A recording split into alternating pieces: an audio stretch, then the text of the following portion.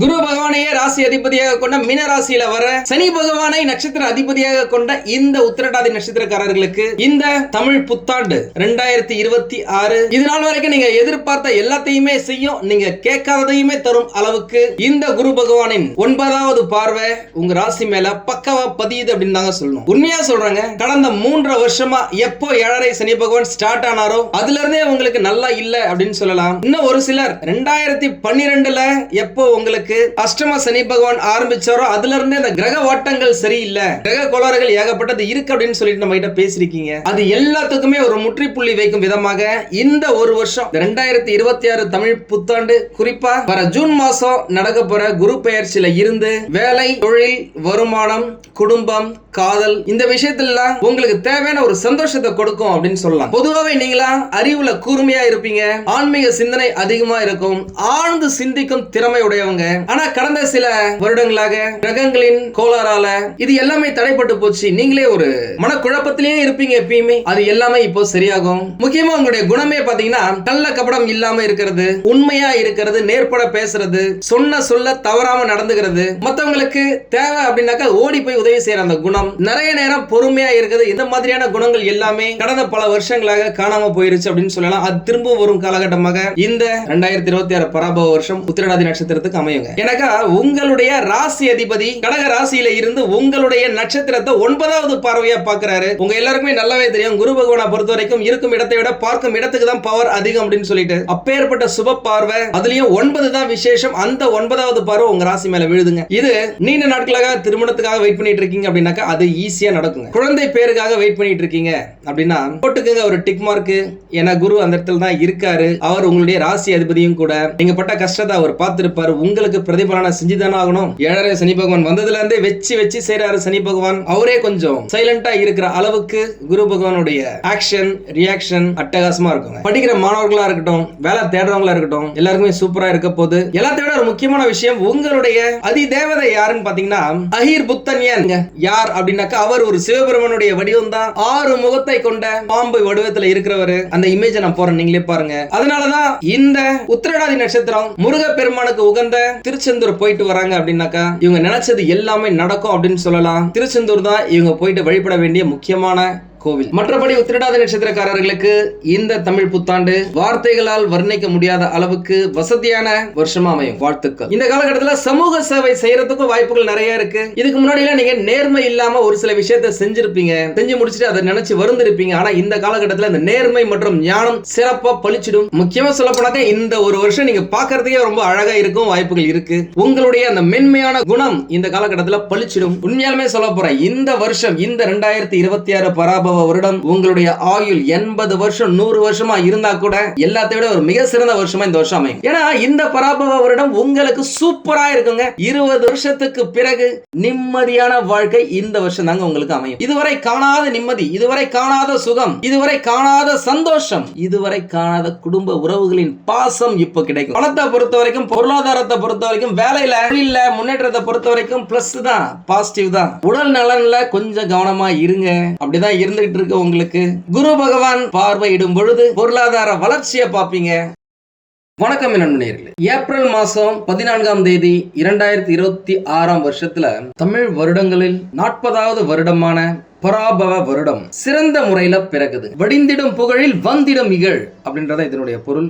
இத பத்தி நான் டீடைலா நான் பின்னாடி சொல்றேன். ஜோதிட ரீதியாக as per scientific astrology இந்த புத்தாண்டு சில முக்கிய கிரக மாற்றங்களோட சவால்களோடும் அதே சமயம் பல ராசிகளுக்கு அதிரடி முன்னேற்றங்களோடும் பிறக்க போகுது அப்படின்னு சொல்லாங்க. முக்கியமா இந்த வருடம் பிறக்கும் பொழுது சூரிய பகவான் மற்றும் சுக்கிர பகவான் மேஷ ராசியில இருக்காங்க, மிதுன ராசியில குரு பகவான் இருக்காங்க, சிம்ம ராசியில கேது பகவான் இருக்காரு, கும்ப ராசியில சந்திர பகவான் மற்றும் ராகு பகவான் இருக்காங்க, மீன ராசியில புதன் பகவான், செவ்வாய் பகவான், சனி பகவான் அப்படின்னு சொல்லிட்டு அதி முக்கியமான கிரகங்கள் இருக்கும். இந்த மாதிரியான ஒரு சூழ்நிலையில இந்த தமிழ் புத்தாண்டு பிறக்குதுங்க. உங்க எல்லாருக்குமே நல்லாவே தெரியும், மேஷ ராசிக்கு சூரிய பகவான் வரதுதான் தமிழ் புத்தாண்டு சித்திரை 1 அப்படின்னு சொல்றோம்.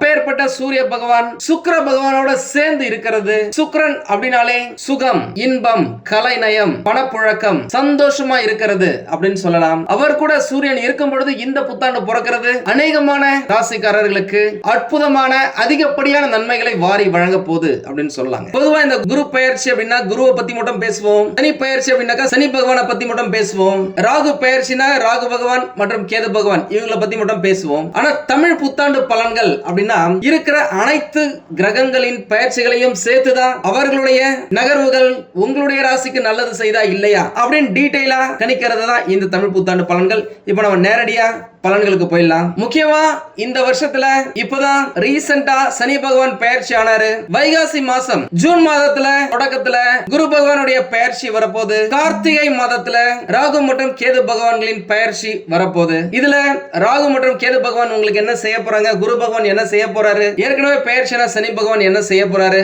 அப்படின்றத பாத்துடலாமா? மீன ராசியை பொறுத்த வரைக்கும் பாத்தீங்க அப்படின்னாக்கா சனி பகவானுடைய இரண்டாவது சுற்றுல இருக்கீங்க. முக்கியமா ஜென்ம சனி பகவானாக இருக்கிற காலகட்டம் பணம் விஷயத்துல கொடுக்கல் வாங்கல்ல கவனமா இருக்கிறது நல்லது. குரு பெயர்ச்சிக்கு அப்புறமா இந்த பராபவ வருஷத்துல வைகாசி மாசத்துல இருந்து நடக்க போற குரு பெயர்ச்சிக்கு பிறகு நீங்களே எதிர்பார்க்காத பல நல்ல விஷயங்கள் உங்களுக்கு கிடைக்குங்க. உடல்நல ஒரு சிலருக்கு பிரச்சனைகள் இருந்தாலும் அந்த விஷயங்கள் எல்லாமே சீக்கிரமாகவே சரியாகும் வாய்ப்புகள் இருக்கு. இந்த பராபவ வருஷம் மீனராசிக்காரர்களுக்கு ஒரு முக்கியமான வருஷமா அமைய போதுங்க. எனக்கா 7.5 சனி பகவானின் பிடியில சிக்கி தவிக்கும் உங்களுக்கு ஒரு வருஷம் ரிலாக்ஸா இருக்கிற மாதிரி குரு பகவான் பண்ணிடுவாரு. நம்பர் 1.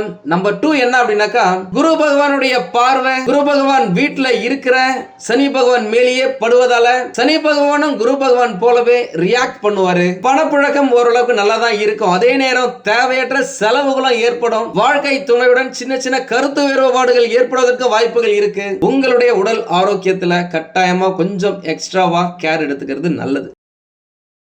ஆராய்ச்சி, ஐடி, இந்த டிசைனிங், கலை, தொழில்நுட்ப கல்வி பயில்வோர்களுக்கு இது சிறந்த காலகட்டங்க. முக்கியமா பாத்தீங்க அப்படின்னாக்கா இந்த வருஷம் உங்களுடைய ராசிக்கு ராசிநாதன் குரு பகவான் சுகஸ்தானத்துல அமர்ந்து விரயஸ்தானத்தை பார்வையிடுவதும் லாபம் மற்றும் விரய ஸ்தானாதிபதி சனி பகவான் ஜென்ம சனி பகவானாக உங்களுடைய ராசியில் அமர்வதும் உங்களுக்கு நல்லது தாங்க. நீங்க எந்த வேலையை செய்யறதா இருந்தாலும் சரி அதுல ஒரு அர்த்தம் இருக்கும்படி இந்த காலகட்டத்தில் செய்வீங்க.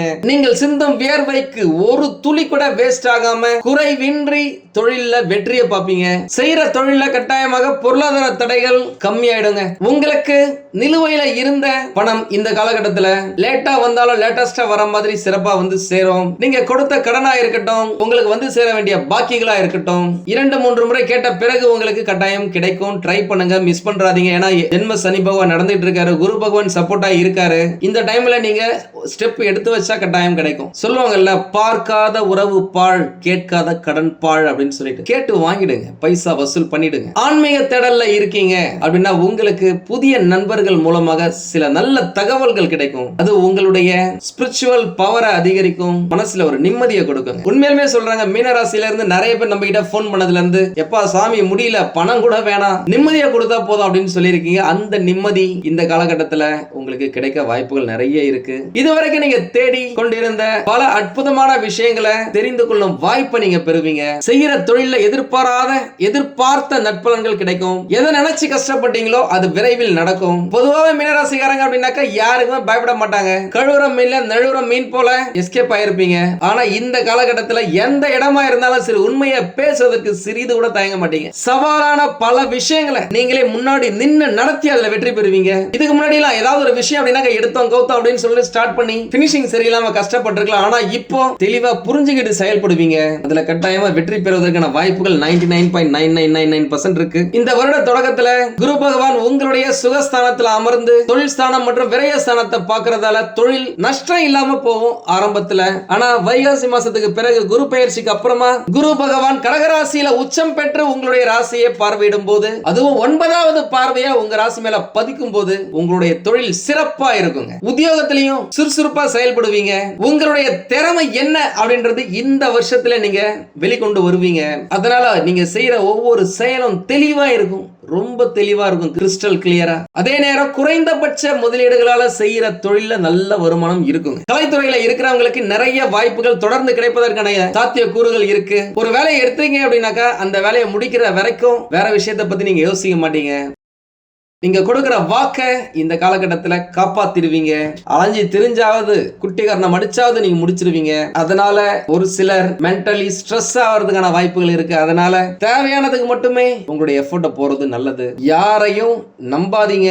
எவ்வளவுதான் ரொம்ப க்ளோஸா இருக்கிறவங்களா இருந்தாலும் சரி, அவங்க உங்களுக்கு நிறைய நல்லதே செஞ்சிருந்தாலும் சரி, உங்களுடைய லெவலுக்கு மேல நீங்க செய்யறேன்னு சொல்லிட்டு வாக்கு கொடுக்காதீங்க. ஏன்னா இந்த காலகட்டம் சுண்டு விரலை கொடுத்துட்டு கட்டை விரலை கேட்கிற காலகட்டம். செஞ்சோற்று கடன் தீர்க்க சேராத இடம் சேர்ந்து வஞ்சத்தில் வீழ்ந்தாயடா கர்ணா.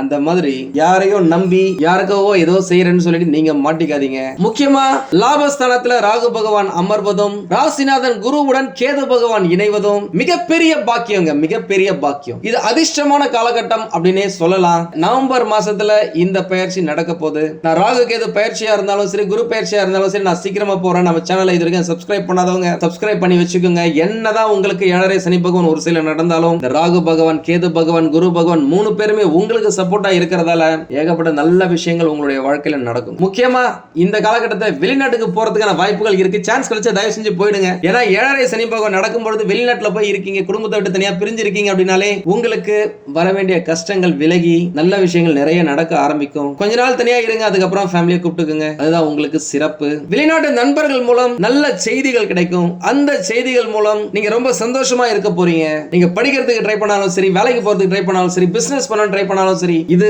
உங்களுக்கு சிறந்த வருஷம். வெளிநாட்டுல அச்சடிச்ச பணம் உங்களுடைய அக்கவுண்ட்டுக்கு வந்து சேருவதற்கான வாய்ப்புகள் நிறைய இருக்கு. ட்ரை பண்ணி பாருங்க. நிறைய பேருக்கு அடிக்கடி வெளியூர் போயிட்டு வரதுக்கான வாய்ப்புகள் இருக்கு. மாணவர்களுக்கு கல்வியில பயில உதவிகள் கிடைக்கிறதுக்கு சான்சஸ் இருக்கு. படிக்கும் மாணவர்கள் தேர்வுகள்ல நல்ல மதிப்பெண் பெறுவதற்கும் சான்சஸ் இருக்கு. நிறைய பேர் ஆன்மீக சுற்றுலா போவீங்க.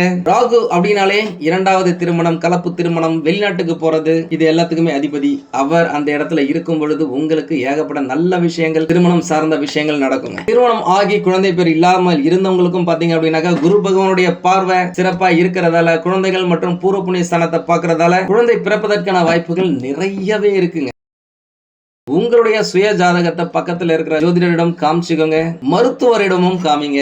அவங்க சொல்ற வழிகாட்டுதலை ஃபாலோ பண்ணுங்க. வெற்றி நிச்சயம். என்கிட்ட நிறைய பேர் போன் பண்ணி சொல்லியிருப்பாங்க, குலதெய்வம் என்னன்னே தெரியல அப்படின்னு சொல்லிட்டு. அவங்களுக்குலாம் இந்த காலகட்டத்துல குலதெய்வம் தெரிய வரும் காலகட்டமா அமையும். நிறைய பேர் வெளியூர், வெளிநாடுன்னு சொல்லிட்டு சுற்றுலா செல்றதுக்கும், வேலை நிமித்தமா, படிப்பு நிமித்தமா, தொழில் நிமித்தமா போறதுக்கும் வாய்ப்புகள் நிறைய இருக்கு. கடல் கடந்த வாணிபம் இந்த காலகட்டத்துல உங்களுடைய ராசிக்கு கை கொடுக்கும். உண்மையாவே என்கிட்ட நிறைய பேசியிருக்காங்க. இந்த கடந்த ஒரு 5 வருஷம் பாத்தீங்க அப்படின்னாக்கா செய்யற தொழில பிரச்சனை, குடும்பத்துல பிரச்சனை அப்படின்னு சொல்லிட்டு நிறைய நகைகளை நாங்க அடமானம் வச்சு அதை மூக்க முடியாம போயிடுச்சு. அடமானம் வச்சு வித்து நிறைய நான் தொலைச்சிட்டேன் பேசியிருக்காங்க. உண்மையாலுமே சொல்றாங்க, கஷ்டப்படாம இருக்கீங்க அப்படின்னாக்கா நீங்களா போன ஜென்மத்துல ஏகப்பட்ட புண்ணியத்தை செஞ்சிருக்கீங்க. ஏன்னா 99.9999% ஏகப்பட்ட கஷ்டத்தை அனுபவிச்சிருக்காங்க. அதிர்ஷ்டமான நிறங்கள் அப்படின்னு பார்த்தாக்கா மஞ்சள், சிகப்பு, ஆரஞ்சு. அதிர்ஷ்டமான திசைகள் வடக்கு, வடகிழக்கு, தெற்கு, கிழக்கு. அதிர்ஷ்டமான எண்கள் 1, 3, 9. பரிகாரம் அப்படின்னு பார்த்தா, ஒரு வினை செய்யும் முன்னே மனம் பதறாமல் சிதறாமல் இருப்பதற்கு வினைகளின் நாயகனான விநாயகரை, அதுவும் அரச மர தடியில இருக்கிற விநாயகரை வணங்கி எருக்கம் பூ மாலை சாற்றி தேங்காய் எண்ணெய் தீபம் ஏற்றி வேண்டிக்கிட்டீங்க அப்படின்னாக்க நினைத்த காரியம் நிறைவேறுவதற்கான வாய்ப்புகள் நிறைய இருக்குங்க. ஏன்னா கேது பகவான் குரு பகவானோட சேர்றதால உங்களுக்கு விநாயகர் நல்ல துணையா இருப்பாரு. வாழ்த்துக்கள். எல்லாமே நல்லா தாங்க இருக்கு. இருந்தாலும் ஏதோ ஒரு பிரச்சனை இருக்கு அப்படின்னாக்கா உங்களுடைய சுய ஜாதகத்தை பக்கத்துல இருக்கிற ஜோதிடர்களிடம் காமிச்சு விவரத்தை கேட்டு தெரிஞ்சுக்கோங்க. தேவைப்பட்ட நம்மளையும் கான்டாக்ட் பண்ணுங்க. நானும் ரெடியா இருக்கேன் உங்களுக்கு உதவி செய்வதற்காக. உங்களுக்கு இந்த வீடியோ பிடிச்சிருந்தா லைக் பண்ணுங்க. ரொம்ப பிடிச்சிருந்தது அப்படின்னாக்கா உங்களுடைய ஃப்ரெண்ட்ஸுக்கு, ரிலேட்டிவ்ஸ்க்கு ஷேர் பண்ணுங்க. நம்மளது வெறும் ஜோதிட நிலையம் இல்லங்க. அறிவியல், கடவுள், ஜோதிடம் இந்த 3ஐயும் ரிலேட் பண்ணி நாட்டு மக்களுக்கு எப்படி எல்லாம் நல்லது செய்ய முடியும் அப்படின்னு சொல்லிட்டு நிறைய ரிசர்ச் நாங்க பண்ணிட்டு இருக்கோம். அது எல்லாத்தையும் உங்களுக்கு உடனுக்குடன் கிடைக்க நம்ம சேனலை சப்ஸ்கிரைப் பண்ணி வச்சுக்கோங்க. நீங்கள் இறைவனிடம் கேட்ட எல்லாமே உங்களுக்கு கிடைக்கணும்னு சொல்லிட்டு மனவளம், உடல் நலன், பொருளாதார முன்னேற்றம் என்று எல்லாமே கிடைக்க இறைவனை வேண்டி இந்த பதிவினை நான் நிறைவு செய்கிறேன். நன்றி, வணக்கம், வாழ்க வளமுடன்.